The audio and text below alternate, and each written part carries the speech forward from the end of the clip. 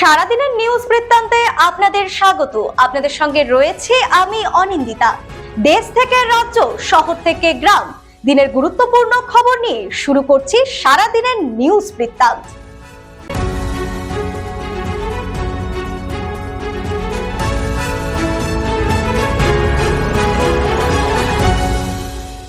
সারাদিনের নিউজ বৃত্তান্ত নিবেদন করছেন জুয়েলার্স, সোনা যা সর্বক্ষণের।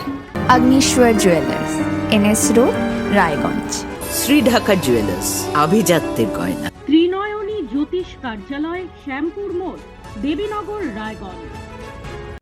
নেশামুক্ত সমাজ করতে Raiganj unity foundation, Rupahar, Raiganj. North বেঙ্গলের সেরা সুপার স্পেশালিটি হাসপাতাল জীবনরেখা।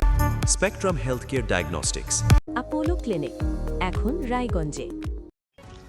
সোমবার রাজ্য বাজেট পেশের পর উচ্ছ্বাস দেখা গেল বিজেপি কর্মীদের মধ্যে। দলীয় কার্যালয়ে মিষ্টিমুখ করিয়ে বাজেটকে জনমুখী বলে দাবি করলেন জেলা বিজেপি সভাপতি নিমাই কবিরাজ। তিনি জানান, সমাজের সব স্তরের মানুষের কথা মাথায় রেখেই এই বাজেট তৈরি হয়েছে। পাশাপাশি জেলায় 2টি নতুন দমকল কেন্দ্র ও একটি পৌরসভা গঠনের অনুমোদনের জন্য রাজ্য সরকারকে ধন্যবাদ জানান তিনি। রায়গঞ্জে এইমস গঠনের আশাবাদও প্রকাশ করেন জেলা বিজেপি সভাপতি। রাজ্য বাজেটে অঙ্গনওয়াড়ি ও আশা কর্মীদের ভাতা 5,000 টাকা বাড়ানোর ঘোষণা করা হয়েছে। ভাতা বৃদ্ধিতে খুশি আশা কর্মীরা জানিয়েছেন, দীর্ঘ আন্দোলনের কিছুটা সুফল মিলেছে।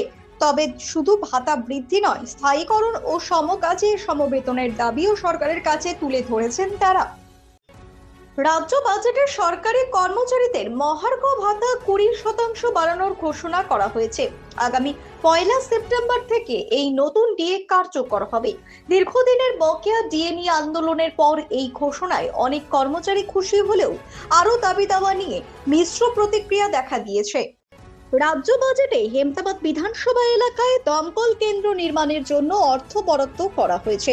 সোমবার সাংবাদিক বৈঠকে একথা জানালেন হেমতাবাদ গ্রাম পঞ্চায়েত সদস্য বিপ্লব সরকার। তিনি জানান, মুখ্যমন্ত্রীর ঘোষণার পর এবার বাজেটেও অনুমোদন মিলেছে। দমকল কেন্দ্রের জন্য ইতিমধ্যে একাধিক জায়গা পরিদর্শন করা হয়েছে। সুবিধাজনক স্থানে নির্মাণ করা হবে কেন্দ্র। প্রতিদিনের প্রতি মুহূর্তের খবরের আপডেট পেতে চোখ রাখুন নিউজ বৃত্তান্তের ফেসবুক পেজে। সাবস্ক্রাইব করুন নিউজ বৃত্তান্ত ইউটিউব চ্যানেলকে।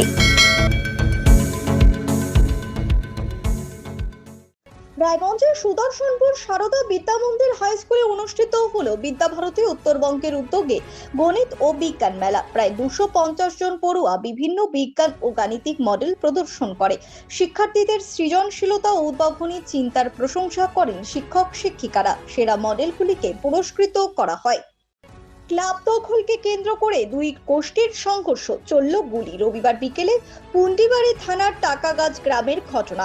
এলাকার কিছু যুবক বহিরাগতদের নিয়ে ক্লাব দখলের চেষ্টা করলে স্থানীয়রা বাধা দেয়। প্রথমে বচসা ও পরে হাতাহাতি। এরই মধ্যে এক দুষ্কৃতী হঠাৎই শূন্যে গুলি চালিয়ে পালিয়ে যায় বলে অভিযোগ।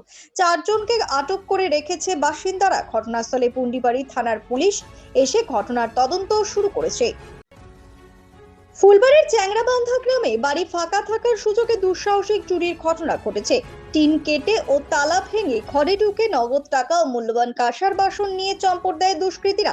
খবর পেয়ে নিউ জলপাইগুড়ি থানার পুলিশ ঘটনাস্থলে পৌঁছে তদন্ত শুরু করেছে। সারাদিনের নিউজ বৃত্তান্ত আজ এই পর্যন্তই। সঙ্গে থাকুন, দেখতে থাকুন, চোখ রাখুন নিউজ বৃত্তান্তে। নিউজ বৃত্তান্ত, হলুদ নয়, স্বচ্ছ।